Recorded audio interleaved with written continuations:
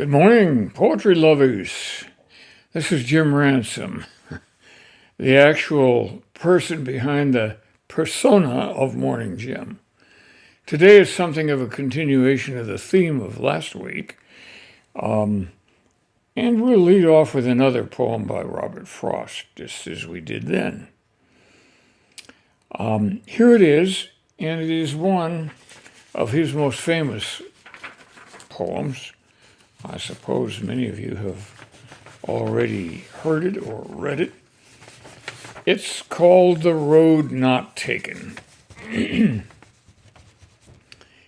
Two roads diverged in a yellow wood, and sorry I could not travel both and be one traveler.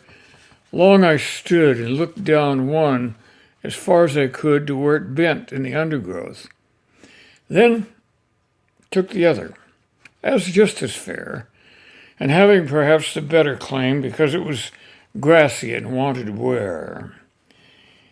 Though, as for that, the passing there had worn them really about the same, and both that morning equally lay in leaves, no step had trodden black. Oh, I kept the first for another day, yet knowing how way leads on to way, I doubted if I should ever come back. I shall be telling this with a sigh somewhere, ages and ages hence. Two roads diverged in a wood, and I took the one less traveled by, and that has made all the difference. Well, you know, we all look at different roads to take in our lifetime. For my parents, one of the primary considerations was, you got to make a living. I think most of us have had that concern. And so the road that we took was a road that we thought might lead us to making a living, and mine did, of course, but I had thought about taking a literary road without much hope of self-support at a fairly early age, but I didn't. Instead, I went into medicine, and I'm the kind of person that isn't afraid of trying something new. Medicine was certainly in that category. And so I have come back to poetry late in my life, and I loved it even more than I did when I was younger, and perhaps came to it at a better time when I had a better grasp of it, had read more of it, and I had a more analytical understanding of it. Now, I'm going to move on from Robert Frost to an even more contemporary poet who is still living, and that is Billy Collins. I have read from his work before, and he's published at least 12 books of poems, and I once took a so-called master class in poetry from him a few years ago. He has some of the same qualities as Robert Frost. Playful at times, and then serious, but not very much. Whimsical, and with a wry sense of humor. I like that style very much, and at times take it up myself. Here is Billy Collins's rendition. Actually, it's my rendition, but it's his work called I Am Not Italian. I am not Italian. I am not Italian, technically speaking, yet here I am leaning on a zinc bar in Perugia. On a sunny weekday morning, my foot up on the worn iron railing, just like the other men who it must be said, are officially and fully Italian. It's 8:40 and they are off to work. Some in offices, others sweeping the streets, while I am off to a museum or a church to see paintings, maybe light a candle in an alcove. Yet here we all are in our suits and work shirts, joined in the brotherhood of espresso. Or how is it said? La fratellanza dell'espresso. Draining our little white cups with an artful rotation of the wrists. Each of us tasting the same sweetness of life. If you take a little sugar, and the bitterness of its brevity, whether you choose to take the sugar or not. The brevity, of course, refers to two things. One is the espresso itself. It comes in a small cup, and it doesn't last very long. A lot of people in Italy just bottoms up. The espresso goes down in one big gulp. I'm not like that myself, but that's the way they do it. I am also a fan of espresso, which I learned to like in Italy. Oh, I didn't finish my previous thought.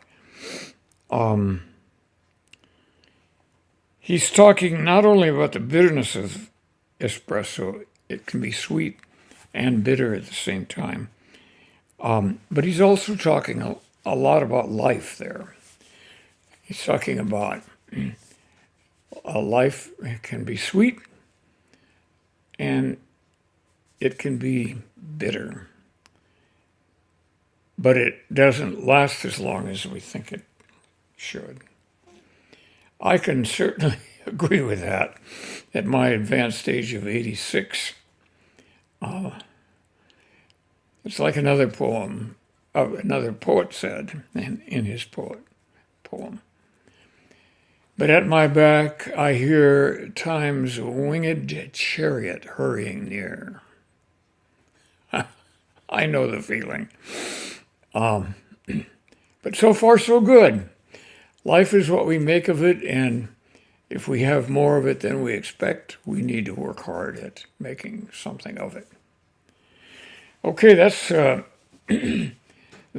I Am Not Italian by Billy Collins. I wanted to tell you, too, that I have graduated from straight espresso, as I used to drink in Pienza, in Tuscany. That was where Pienza is located. And now I have a double shot of espresso as a part of a mocha cappuccino, which is a lovely drink, which is less bitter than a straight espresso. And I can order it daily at our local Bit of the Mediterranean here in Sewickley. It's called Mediterra, of course. What else? Moving on, I'll read a poem I wrote, which has a bit of the Collins style of humor in it. And it is called Great Country. So I'm signing my books at a bookstore one day, and during a lull, I see this guy in a corner, earbuds on, tapping his foot with a little sway. I say, "Hey, buddy, bring your book over and I'll sign it for you." He looks at me, pulls out the earbuds, and says, "I can't read." Not to be speechless, I say, "Then give one to a friend who can." With that, he rolls up his sleeves and holds up both tattooed arms, one of which says Hell's Angels in black ink. So now he's telling me his friends can't read either. This guy is putting me on. What the hell are you doing in a bookstore? He shrugs. waiting for my woman. What do you think? In this debate, I'm losing. She makes coffee here, he says. Personally, he adds, I like rappers. They rhyme and they make good money. Your book of poems ain't worth a dime to me. The girl comes by and smiles. More coffee, honey? He holds up his cup, defiantly looking my way. I'm thinking, is this a great country or what? You never know what you're going to find in a bookstore or coffee shop combined, do you? I hope you can recall the happy Russian immigrant comedian who came to the U.S., I think it's more than 10 years ago, and whose shtick included the same punchline I just used, or I borrowed it. Is this a great country or what? I don't remember his name. I wish I could. He was a happy-go-lucky, good American comedian of Russian extraction. Now, we're going to move on to a poem by my old friend, and who's known to many of you, I'm sure, Ruth Moss, from her book, Puzzled.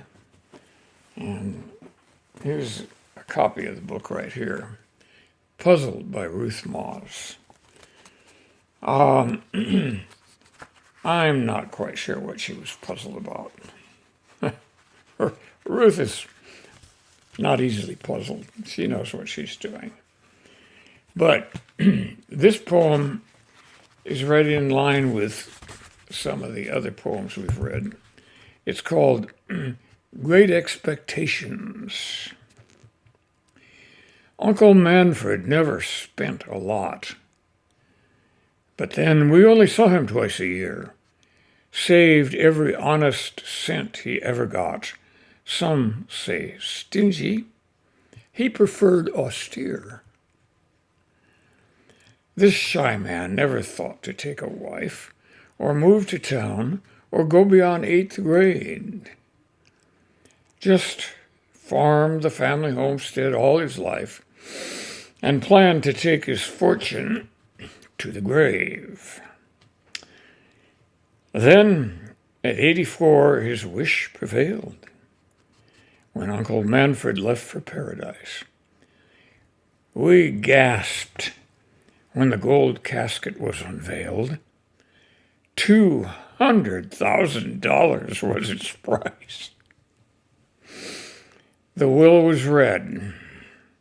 Then grief intensified, but sadly, not because the man had died.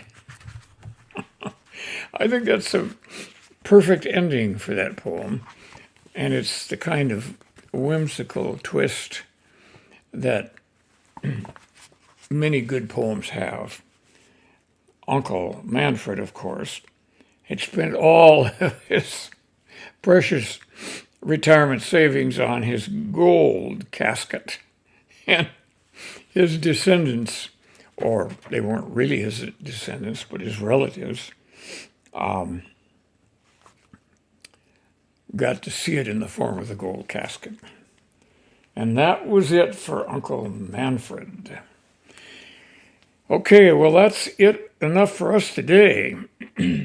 I hope you enjoyed this recitation of work by modern poets. But that's the nice thing about poetry. It carries through many ages and many languages. We are so fortunate to have poetry available to us.